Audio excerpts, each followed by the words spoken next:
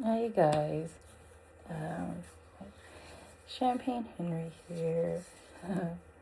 um, I'm here to talk about cultural reflections and how growing up, my cultural background was not like your typical, um, just, I guess you could say like African American because I'm half black, half Thai because my mom's from Thailand. My dad's from Jacksonville, Florida, and they met in Germany. And then they had my mom and my dad had me, my brother and sister. And then my mom, she had another marriage, which was my two sisters and my brother. Their dad is Italian and Irish. So they're Italian, Irish, and Thai. And then we have another brother who's Thai Chinese. So growing up in I guess you could say, a black Asian household, it was very, it was the same but different because we still got whoopings, we still got disciplined, we still had strict parents. We didn't have like what do they call it, the helicopter parents? We didn't really have those, but we still had like strict parents. And my mom was very strict on us growing up because when she was in the second grade, that was her last grade. Like, that was her last time being in school, was second grade. Because after that, she went to work with her mom at a very young age. So for me, my brother, and my sisters, we kind of like, we kind of like understood where our mom was coming from. So growing up and being around my mom, I always got, the looks with me and my mom because my mom is, Asian. Her skin complexion's yellow. Mine is black. Or brown. So people would look at her like, why is she holding this little girl's hand? Who little black girl is this? So my mom had to tell them, yes, this is my daughter. And then when my dad was around, my dad would be like, no, that's their mom. This is our daughter. Like, this is our kids. These, these are our kids. So we always had like this stereotype, oh, well, because you're black, you don't look like your mom. Of course, I don't look like her because of my skin complexion, but I do look like her because she is my twin. So being around my mom, we always got the stares and the stereotypes of, well, why are you like, what are you mixed with, or who's your mom, and all this. And it did kind of get like annoying growing up because it's just like I have to explain to everybody over and over and over who my mom is, what her race is, what her ethnicity is, or what mine is. When it came to being around my stepsisters and brothers, I think that's what they are. Well, being around them, people look at us like, how is that your sister and your brother? Because they're Caucasian and I'm African American. Well, African American, half Thai.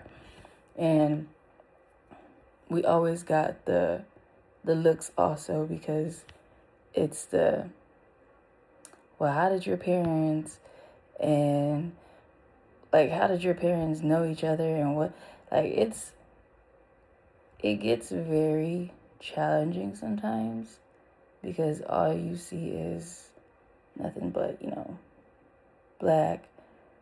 For me, you don't see the African American Thai ethnicity that I have. The only time you can see is when I smile a lot. That's when you see it. But my sisters, they get called white even though they're not. They're not Caucasian. They are Irish, Italian, and Thai. And it's it's kind of like, it's an experience, like being around certain people that don't see what my ethnicity is. They just automatically think, oh, well, you're black, you're Caucasian. No, I identify as a biracial woman. I don't identify as one ethnicity. I identify as two, because that's what I was raised on. I was raised in a black, African American, Asian household. And then, like, my kids, they're Thai, African American, Puerto Rican. So they grew through a lot also being as biracial kids. I reflect on a lot growing up, because back in, the 90s, it was, I guess you say, it was different. It was a funner time. Sometimes it was hard. Sometimes it wasn't. But you lived through a lot of things, seen as your ethnicity don't mean a lot to anybody. It can mean a lot to some people, but in reality, not a lot of people care what your ethnicity is. You still get treated the same. You still get treated like no one really cares. But at the end of the day, you have to make sure that you are strong.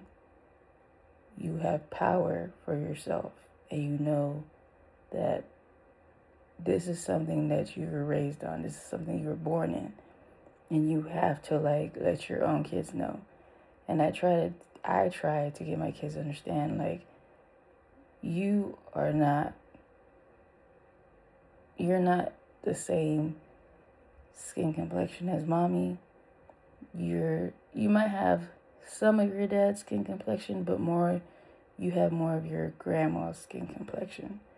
And it's crazy because a lot of people think that my kids are literally, they don't think they're black, they just think they're a different ethnicity. So I have to teach them. I have to let them know there's nothing wrong with that.